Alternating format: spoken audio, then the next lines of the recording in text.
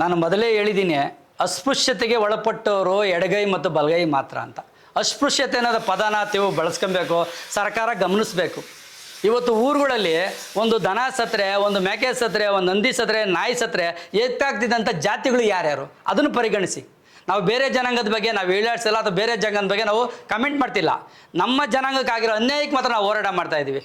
ಊರಿನಲ್ಲಿ ಸತ್ತಂಥ ದನನ ಎತ್ತಾಗ್ತಿದ್ದ ಜನಾಂಗ ಯಾವುದು? ಅಸ್ಪೃಶ್ಯತೆ. ಊರಾಚೆ ಇರೋಂಥ ಜನಾಂಗ ಯಾವುದು? ಮುಟ್ಟರೆ ಮೈಲಿಗೆ ಅಂತ ಹೇಳಿದ ಜನಾಂಗ ಯಾವುದು? ಆ ಜನಾಂಗಕ್ಕೆ ನ್ಯಾಯ ಕೊಡಿ ಸ್ವಾಮಿ, ಸಾಮಾಜಿಕ ನ್ಯಾಯ ಅಂತ ಈ ಸರ್ಕಾರನ ಒತ್ತಾಯಿಸ್ತೀನಿ. ಕೆಳಮಟ್ಟ ಮೇಲ್ವರ್ಗ ಅನ್ನೋದಲ್ರ, ನಾವು ಅನುಭವಿಸಿರೋ ಕಷ್ಟಗಳನ್ನು, ನಾವು ಪಡೆದಂಥ ನೋವುಗಳನ್ನು ಅದನ್ನು ಪರಿಶೀಲಿಸಿ ಅಂತ ಬಾಬಾ ಸಾಹೇಬ್ ಅಂಬೇಡ್ಕರ್ ಸಂವಿಧಾನ ಬರೆದಿದ್ದಾರೆ. ಬುಡಕಟ್ಟ ಜನಾಂಗದವ್ರಿಗೂ, ಸಿದ್ಧಿ ಜನಾಂಗದವ್ರಿಗೂ, ಸುಡುಗಾಡು ಜನಾಂಗದವ್ರಿಗೂ ಎಲ್ಲರೂ ಎಸಿಲೇ ಸೇರಿಸಿರೋದು. 103 ಜನಾಂಗ ನಾವು ಎಸಿಲಿದ್ದೀವಿ. ನಾವು ಒಟ್ಟಾರೆ ಮಾತಾಡೋದು ಸಂಪೂರ್ಣವಾದ ಎಸಿ ಜನಾಂಗಕ್ಕೆ ನ್ಯಾಯ ಕೊಡಿ ಅಂತ. ಅಸ್ಪೃಶ್ಯತೆಗೆ ಸೇರಿದಂಥ ಎರಡೇ ಜನಾಂಗ, ಅದು ಎಡಗೈ ಮತ್ತು ಬಲಗೈ, ಇವರಿಗೆ ಮೀಸಲಾತಿ ಕೊಡಿ, ಇದನ್ನು ಹೋರಾಟದಂತ ನಾನು ಮೊದಲನೇ ನಿಮಗೆ ತಿಳಿಸಿದ್ದೀನಿ.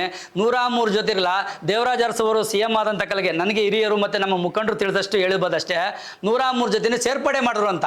ಆದರೆ ನಿಜವಾದ ಮೀಸಲಾತಿಗೆ ನಿಜವಾದ ಅರ್ಹರು ಅಂದರೆ ಬಲಗೈ ಮತ್ತು ಎಡಗೈ ಸಮುದಾಯದವರು ಮಾತ್ರ ಅಂತ ಹೇಳ್ತೀನಿ. ಸರ್, ನಾವು ಪಕ್ಷದ ವ್ಯಕ್ತಿಗಳಲ್ಲ, ದಲಿತ ಸಂಘಟನೆಯ ಮುಖಂಡರಾಗಿ ಛಲವಾದಿ ಸಂಘದ ಪ್ರಧಾನ ಕಾರ್ಯದರ್ಶಿ ಆಗಿದೆ ಮಾಜಿ ನಾನು.